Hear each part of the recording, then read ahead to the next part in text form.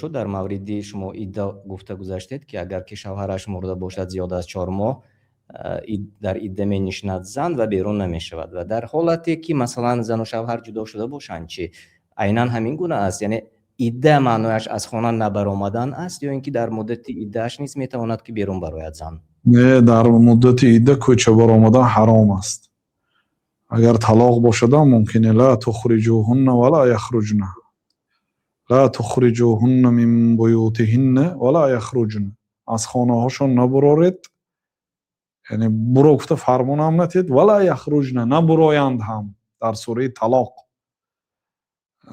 در جایی که طلاق گرفت باید در همون خانهش، نه در خانه شوهرش اساسا اشتنش نکار.